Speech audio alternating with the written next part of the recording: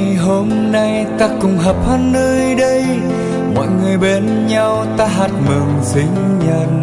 1, 2, 3 ta cùng thôi tắt nên Happy birthday to you.